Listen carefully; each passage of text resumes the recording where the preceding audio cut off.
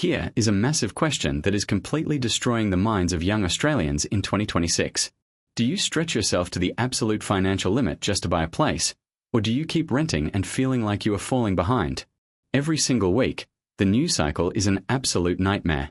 Headlines scream that Sydney house prices are pushing $2 million, while finding a half-decent rental feels like competing in the Hunger Games against 40 other desperate people. It is no wonder that an entire generation is completely financially stressed. But what if I told you that the traditional Australian way of thinking about buying versus renting is actually costing you hundreds of thousands of dollars in long-term wealth? Stay with me right to the end, because today we are breaking down the brutal 2026 mathematics. By the time this video is over, your entire perspective on property, mortgages, and wealth creation is going to completely change forever.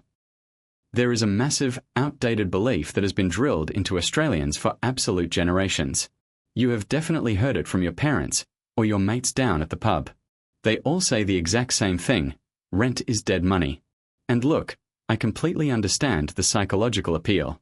There is something deeply satisfying about the idea of owning your own patch of dirt, paying off your own mortgage, and not having to deal with a landlord ever again.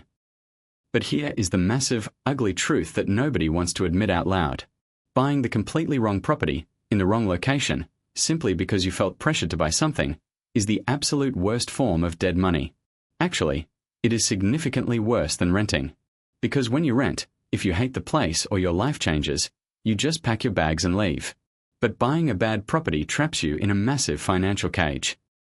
The intense pressure to just buy anything, simply to feel like you are on the property ladder, is one of the most financially destructive ideas in this country.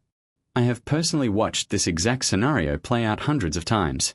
Someone aggressively scrapes together a deposit, and they buy an overpriced apartment in a suburb they absolutely hate. They convince themselves it will magically grow in value, just because it is property in Australia.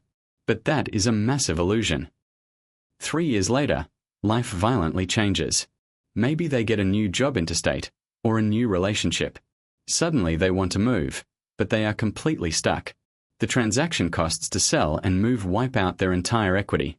By the time they pay stamp duty, agent fees, and legal costs, they have barely broken even, or worse, they have lost money. That is not wealth creation. That is just highly expensive renting with massive amounts of extra paperwork. So, what is the actual strategic alternative for 2026? It is called rentvesting. It is incredibly simple in concept, but absolutely lethal in its execution when it comes to building serious, long-term generational wealth in this exact market. You rent exactly where you want to live. You choose the suburb with the great cafes, the short commute to work that doesn't destroy your soul, and the lifestyle that you actually deeply enjoy living every single day. And completely separately, you buy an investment property where the raw financial numbers actually make sense. You invest where the data heavily points to strong, sustained capital growth, rather than just buying where you personally want to sleep at night. You actively target a house or a townhouse with actual land content in a high-demand location with massive scarcity. You do not buy a cookie-cutter high-rise unit in a violently oversaturated development just because it looks shiny and new. You completely split the decision in two. Lifestyle goes in one bucket, and hardcore investment strategy goes in the other. This removes all the dangerous emotion from the equation, allowing you to treat property like a true financial asset. And the reason this strategy works so incredibly well, especially if you are in your 20s or 30s, is because you are not sacrificing your daily quality of life to afford a crippling mortgage on a property you actually resent. You are deliberately being highly strategic. And in this brutal 2026 market, with the RBA cash rate sitting strictly at 4.35%, cold hard strategy mathematically beats sentiment and emotion every single time. Let me show you the numbers. Let's get highly specific, because people avoid the actual math because they think it is too complicated. It is not. Let's look at a popular lifestyle area right now, like Sydney's Inner West or Richmond down in Melbourne.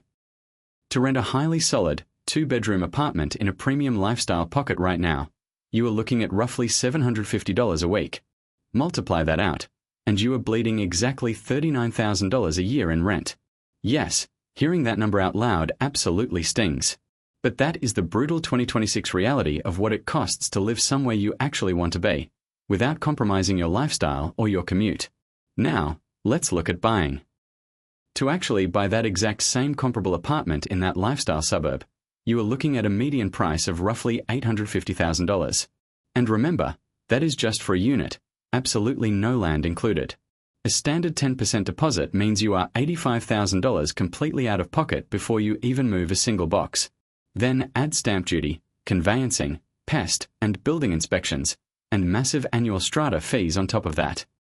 You are easily looking at well over $110,000 in pure upfront cash just to get the keys. And your weekly principal and interest repayments at current variable rates of 6.2% will completely crush you. You are looking at repayments pushing $1,100 every single week. Now, I know exactly what some of you are screaming right now. But Charlie, I am paying down my loan. That is completely different to rent. That is a fair point. So let's violently strip away the principal repayment and look at purely the interest-only component. The actual, dead money cost of borrowing that cash from the bank sits at around $1,000 a week. Even looking purely at the unrecoverable interest to the bank, plus strata and council rates, you are still hundreds of dollars a week worse off than if you were just renting the exact same property. That is undeniable math. Let me know right now in the comments below.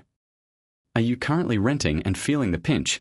Are you aggressively saving to buy? Or are you already rentvesting? I want to know exactly how you are playing this market. And that math is before we even talk about opportunity cost. What could you have actually done with that massive $110,000 upfront cash pile if you had deployed it into a significantly smarter, high-growth asset? This is exactly where rentvesting starts to rapidly accelerate your wealth. While you keep renting in that premium area you love, you take that massive deposit and your strong borrowing power, and you aggressively buy an investment property elsewhere. You deploy that capital into a high-growth corridor where you can actually buy a detached house with real land value. You buy a property that possesses genuine scarcity, strong tenant demand, and heavy infrastructure spending in the immediate area. At a highly conservative 7% annual growth rate, a $600,000 investment house grows by $42,000 in the absolute first year alone.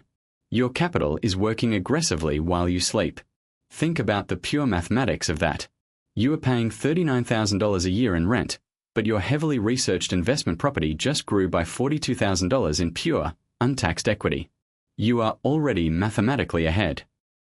You have completely maintained your premium lifestyle, you have kept your extreme flexibility, and you have not handcuffed yourself to a massive mortgage on a highly restrictive apartment that might not see a dollar of capital growth for a decade. That is the violent compounding power that most average Australians completely miss when they blindly rush into buying their own home just to satisfy the outdated expectations of their parents and society. They are playing the wrong game entirely. Now, here is the critical part that heavily trips people up. And honestly, this is the exact moment where I see first-time buyers make their most devastating financial mistake. It is all about what happens when life inevitably changes. In your 20s and 30s, your life is going to change violently and rapidly. Think about exactly where you were 5 years ago. You likely had a completely different job, a different relationship, and different priorities.